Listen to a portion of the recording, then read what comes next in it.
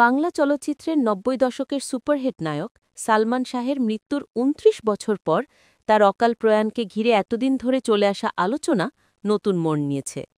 প্রায় ৩ যুগ ধরে অপমৃত্যু বলা হলেও এ ঘটনায় হওয়া মামলার রিভিশন আবেদনের রায়ের প্রেক্ষিতে নতুন করে দায়ের করা হয়েছে হত্যা মামলা, যে রায়ের পূর্ণাঙ্গ কপি কাল বেলার হাতে এসেছে। রায়ে উল্লেখিত আসামি রেজভী আহমেদ ওরফে ফরহাদের স্বীকারোক্তিমূলক জবানবন্দিতে সালমান শাহ আত্মহত্যা করেননি, তাকে হত্যা করা হয়েছে বলে উঠে এসেছে। মিলেছে হত্যার পুরো ঘটনার বিবরণও। জবানবন্দিতে বলা হয়েছে, সালমান শাহকে পৃথিবী থেকে সরিয়ে দিতে কিলার ভাড়া করেন তার শাশুড়ি লতিফা হক লুসি। হত্যার পরিকল্পনা সাজানো হয় রাজধানীর গুলিস্তানের একটি বারে বসে। কিলারদের সঙ্গে চুক্তি হয় ১২ লাখ টাকায়। দেশের অঘোষিত আন্ডারওয়ার্ল্ড ডন হিসেবে আলোচিত আজিজ মোহাম্মদ ভাই, খলনায়ক ডন, সালমানের স্ত্রী সামিরা হক সহ আরও ১১ জন অংশ নেন এই হত্যাকাণ্ডে। হত্যার পর ঘটনা ধামাচাপা দিয়ে আত্মহত্যা বলে প্রচার চালিয়ে পরিস্থিতি ঠান্ডা করেন আজিজ মোহাম্মদ ভাই। সালমানের পরিবারের দীর্ঘ ২৯ বছরের আইনি লড়াই শেষে সামিরা ডনসহ ১১র বিরুদ্ধে হত্যা মামলা দায়ের করতে রায় দিয়েছেন ঢাকার ষষ্ঠ অতিরিক্ত মহানগর দায়রা জজ মোহাম্মদ জান্নাতুল ফেরদাউস ইবনে হক। এরই মধ্যে রমনা থানায় দায়ের হওয়া এ হত্যা মামলাটি তদন্ত করে আগামী ৭ ডিসেম্বর প্রতিবেদন দাখিলের নির্দেশ দিয়েছেন আদালত। মামলার অন্য আসামিরা হলেন ডেভিড, জাভেদ, ফারুক, রুবি, আব্দুস সাত্তার, সাজ্জু ও রেজভী আহমেদ ওরফে ফরহাদ। রায়ের বিবরণী থেকে জানা যায়, ১৯৯৭ সালে সালমান শাহর মৃত্যুর ঘটনার সঙ্গে সম্পৃক্ত ক্যান্টনমেন্ট থানার আরেকটি মামলায় আদালতে হত্যাকাণ্ডে নিজের সম্পৃক্ততার কথা উল্লেখ করে দোষ স্বীকার করে জবানবন্দি দেন আসামি রেজভী আহমেদ ওরফে ফরহাদ। তিনি জবানবন্দিতে বলেন, সালমান শাহ আত্মহত্যা করেননি, এটি একটি পরিকল্পিত হত্যা। জবানবন্দিতে রেজভী বলেন, ডন সালমান শাহর ঘনিষ্ঠ বন্ধু ছিল। সালমানের স্ত্রী সামিরার সঙ্গে ডনের গোপন সম্পর্ক গড়ে ওঠে এবং দৈহিক সম্পর্কও ছিল। অন্যদিকে সামিরার মায়ের সঙ্গে চিত্র প্রযোজক আসামি আজিজ মোহাম্মদ ভাইয়ের গোপন ও দৈহিক সম্পর্ক ছিল, তাই সালমান ডনকে এড়িয়ে চলতেন। হত্যার পরিকল্পনার বিষয়ে রেজভী বলেন, সালমান শাহকে হত্যার আগের দিন ১৯৯৬ সালের ৫ সেপ্টেম্বর গুলিস্তানের একটি বারে পরিকল্পনা করা হয়। ওই দিন রাত ৮টায় ডন, ডেভিড, ফারুক, জাভেদ ও আমি বারে যাই। সেখানে আরও ২জন ছেলে সাত্তার ও সাজ্জু আসে। এরপর ফারুক ২ লাখ টাকা বের করে বলে, সামিরার মা ওই টাকা দিয়েছে। কথা ছিল সালমানকে শেষ করার জন্য মোট ১২ লাখ টাকা দেবে, কাজের আগে ৬ লাখ ও কাজের পরে ৬ লাখ। কিন্তু ২ লাখ টাকা পেয়ে ডনের সঙ্গে ফারুকের কথা কাটাকাটি হয়। পরে ফারুক রাগ করে বাইরে যায়। ২০ থেকে ২৫ মিনিট পরে আরও ৪ লাখ টাকা নিয়ে আসে।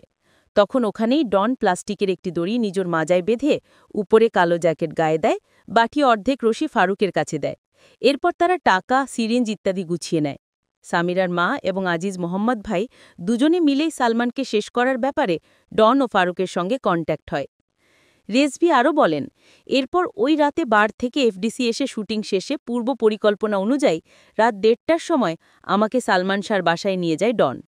ওই বাসায় ডন, ডেভিড ও ফারুকের যাতায়াত ছিল বলে দারোয়ান কিছু বলেনি।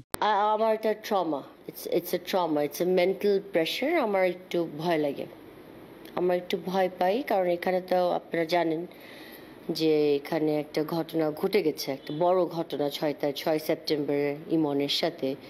এবং আমি যে দৃশ্যটা দেখেছিলাম ওটা আমার মানে কোনোভাবে আমি আপনাকে বুঝাতে পারবো না বলেই হয়তো আজকে আমার বাসায় কোনো ফ্যান আমি রাখতে চাই না, কারণ আমাকে ওই দিনে নিয়ে যায়। সালমানের বাসায় লিফটে ওঠার আগেই ডান পাশে রুবি নামে এক মেয়ের রুমের দরজায় ডন নক করলে রুবি নাইটি পরা অবস্থায় দরজা খোলে। এরপর বলে, ও তোমরা এসেছ। তখন ডন রুবিকে বলে, আজিজ ভাই কোথায়? বাথরুম থেকে আজিজ ভাই বের হয়ে আসে। এরপর আমরা উপরে উঠি, আজিজ ভাই ৪ তলায় নেমে যায় আর আমরা ১১ তলায় নেমে সালমানের বাসায় যাই। দরজা আগে থেকেই চাপানো ছিল। দরজা খুলেই দেখা যায় সালমান বেডরুমে শুয়ে আছে, পাশে সামিরা নাই। তখন ডন, ডেভিড, জাভেদ, ফারুকরা মিলে সালমানের উপর ঝাঁপিয়ে পড়ে। এই সময় ফারুক তার পকেট থেকে ক্লোরোফর্মের সিসি বের করে সামিরাকে দেয়। সামিরা তা দিয়ে সালমানের নাকের উপর চেপে ধরে। ডন সালমানের বুকের উপর গিয়ে বসে আর ফারুককে বলে, আজিজ মোহাম্মদ ভাইকে ডাকো। ফারুক তখন বাইরে গিয়ে আজিজ মোহাম্মদ ভাইকে নিয়ে আসে। এরই মধ্যে সামিরার মা ড্রেসিং রুম থেকে বের হয়ে আসে। তখন ধস্তাধস্তি হচ্ছিল। সালমানের খুব শক্তি ছিল, ইঞ্জেকশন দেওয়া যাচ্ছিল না। তখন সবাই মিলে সালমানকে ড্রেসিং রুমে নিয়ে ডেভিড সালমানের পা বাঁধে। আজিজ ভাই ডনকে ইঞ্জেকশন দিতে বলে। পরে সামিরা পুশ করে, তার মা সামিরাকে পুশ করতে সাহায্য করে। পরে সালমান নিস্তেজ হয়ে পড়ে। ইঞ্জেকশন পুশ করার আগে আজিজ মোহাম্মদ ভাই ফ্যানটা সালমানের ঘাড়ের ওপর ছুঁড়ে মারে। ড্রেসিং রুমে একটা মই ছিল, আজিজ ভাই আমাকে মইটা আনতে বলেন। আমি এনে দিই। এরপর তিনি দড়ি চান। তখন ডন নিজের কোমরের দড়িটা খুলে আজিজ ভাইয়ের হাতে দেয়। আজিজ ভাই নিজেই সিঁড়ি দিয়ে উঠে দড়িটা সিলিং ফ্যানের সঙ্গে বাঁধে। তাতে আমি সামিরার মা সাহায্য করি। পরে সালমানের পায়ে বাঁধা রশিটা খুলে বুকের ওপর উঠে গলায় চাপ দিয়ে রাখে এবং পরীক্ষা করে দেখে যে নিঃশ্বাস নেই। উপরের রশিটা খানিকটা ঝুলিয়ে রাখা হয় যাতে দেখানো যায় যে লাশটাকে ঝোলানো থেকে খোলা হয়েছে। পরে সালমান সুইসাইড করেছে এটা দেখানোর জন্য তাকে তেল মালিশ করা হয়, কাপড় ভিজিয়ে শরীরে রাখা হয়। এরপর যে যার মতো চলে যায়। আমিও ফরিদপুর চলে যাই। এরপর কারো সঙ্গে যোগাযোগ হয়নি। কিছুদিন পর ডনের সঙ্গে ঢাকায় দেখা হলে আমাকে জানায় দুশ্চিন্তার কোনো কারণ নেই, আজিজ মোহাম্মদ ভাই সব ঠান্ডা করে দিয়েছে। পরে আমি বাড়িতে গেলে ১৯৯৭ সালের ৪ জুলাই ডন ও ডেভিড আমাদের বাড়িতে আসে। ডন আমাকে বলে কেসটা আবার নাড়া দিয়ে উঠেছে, যেহেতু আমাদের সঙ্গে ছিলে এখন আমাদের সাহায্য করতে হবে। আমাকে তারা প্রয়াত চিত্র পরিচালক আলমগীর কবিরের ছেলে লেমিন সেজে সালমানের বাবা মায়ের বাসায় যেতে বলে। এরপর গভীর রাতে ঘুমন্ত অবস্থায় সালমানের ছোট ভাই বিল্টুকে অপহরণ করে সালমান হত্যা মামলা প্রত্যাহার করা হবে বলে পরিকল্পনা হয়। তবে ওই বাসায় লেনিন সেজে গেলে আমি ধরা পড়ি। সালমান আত্মহত্যা করেনি, এটি একটি পরিকল্পিত হত্যাকাণ্ড। শুধু আসামি রেজভি নয়, আসামি রুবিও স্বীকার করেন এটি একটি হত্যাকাণ্ড। আদালতের পর্যবেক্ষণে আরও বলা হয়, রেজভি আহমেদের দোষ স্বীকারোক্তি অবজ্ঞা করার আইনগত কোনো সুযোগ নেই। তিনি জবানবন্দিতে ভিকটিম সালমান শাহকে হত্যা করার কথা বলেছেন। কিন্তু ওই স্বীকারোক্তির পরও পুলিশ কর্তৃক সালমান শাহকে হত্যার অভিযোগে কোনো এজাহার দায়ের করা হয়নি। এতে আইনের ব্যত্যয় ঘটেছে বলে আদালত পর্যবেক্ষণে বলেছেন। একই সঙ্গে ১৯৯৭ সালে সালমানের বাবা করমউদ্দিন চৌধুরীর হত্যা মামলা দাখিলের আবেদন ও আসামি রেজভির স্বীকারোক্তির অনুলিপি সংযুক্ত করে রমনা থানায় হত্যা মামলার এজাহার দায়ের করতে নির্দেশ দেন আদালত।